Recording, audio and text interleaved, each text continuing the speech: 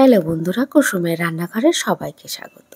কোনো রকম ঝামেলা ছাড়াই ইচ্ছে হলে মাত্র 10 মিনিটে বানিয়ে নিতে পারেন এই তিলের পিঠা। ভীষণ ভালো লাগে খেতে। এই পিঠা বানিয়ে আপনি সারা মাস সংরক্ষণ করে রাখতে পারেন।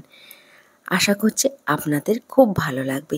তাহলে দেখে নেওয়া যাক আজকে আমার রেসিপিটি। পিঠা বানানোর জন্য আমি আগে থেকে নারকেল কুড়িয়ে আর 1 বাটি চিনি দিয়ে দিয়েছি। দিয়ে আমি গ্যাসের ফ্লেমটা অন করে অনবরত নাড়তে থাকব। খুব বেশি লাল করার দরকার নেই। যখন দেখবেন একটু হালকা কালার চলে এসছে তখন ভাববেন আপনার কিন্তু এটা রেডি হয়ে গেছে। এখানে কিন্তু আমি 2 রকম পিঠা বানাবো, একটা নারকেলের পিঠা আর একটা তিল দিয়ে গুড়ের পিঠা। দেখুন আমার কিন্তু নারকেলের ছাইটা হয়ে গেছে। আমি এবার এটাকে নামিয়ে নেব।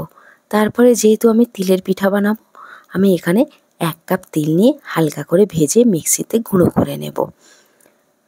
তারপরে এখানে আমি নারকেল, গুড় আর তিলগুলো দিয়ে অনবরত নাড়তে থাকব। এখানে কিন্তু আমি একটা নারকেল আর হাফ কাপ গুড় আর তিল দিয়ে দিয়েছি। দেখুন নাড়তে নাড়তে যখন দেখবেন এরকম চ্যাটচ্যাটে ভাব চলে আসবে তখন ভাববেন কিন্তু এটা আমার হয়ে গেছে। আমার কিন্তু এটা হয়ে গেছে। আমি বাটিতে করে নামিয়ে রেখে দেব। পিঠা তৈরি করার জন্য এখানে আমি একটা লোহার তাওয়া নিয়ে নিয়েছি আর 1 হাতা বোরা চালের আটা দিয়ে দিয়েছি। এই পিঠাটা কিন্তু বোরা চালের আটা দিয়েই বানাতে হয়।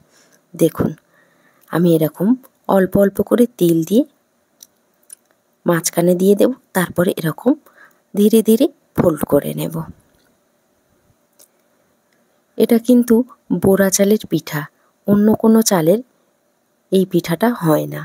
একইভাবে কিন্তু আমি সব পিঠাগুলো বানিয়ে নেব। আমি কিছু নারকেল দিয়ে বানাবো আর কিছু তিল দিয়ে বানাবো। দেখুন কি সুন্দরভাবে পিঠাগুলো তৈরি হয়ে যাচ্ছে। আমি আবারও তিল দিয়ে দেব। আপনারা কিন্তু এই পিঠাটা বানিয়ে সারা মাস সংরক্ষণ করে রাখতে পারেন। দেখুন আমারও আর একটাও পিঠা হয়ে গেছে।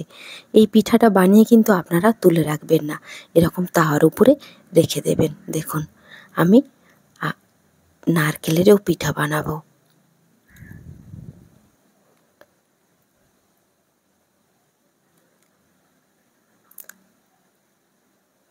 আমার কিন্তু পিঠাগুলো তৈরি হয়ে গেছে। দেখুন কত সুন্দর তৈরি হয়েছে। এই পিঠাগুলো কিন্তু হালকা তাওয়াতে রেখে দিতে হবে। একটু শক্ত শক্ত হয়ে গেলে তুলে নিতে হবে। আমার আজকে এই পিঠার রেসিপিটা আপনাদের কাছে কেমন লাগলো অবশ্যই করে কমেন্ট করে জানাবেন। ভিডিওটা ভালো লাগলে একটা লাইক দিয়ে চ্যানেলটাকে সাবস্ক্রাইব করে আমার সাথেই থাকবেন। ভালো থাকবেন, সুস্থ থাকবেন। আবার ফিরে আসবো অন্য কোনো রেসিপি নিয়ে।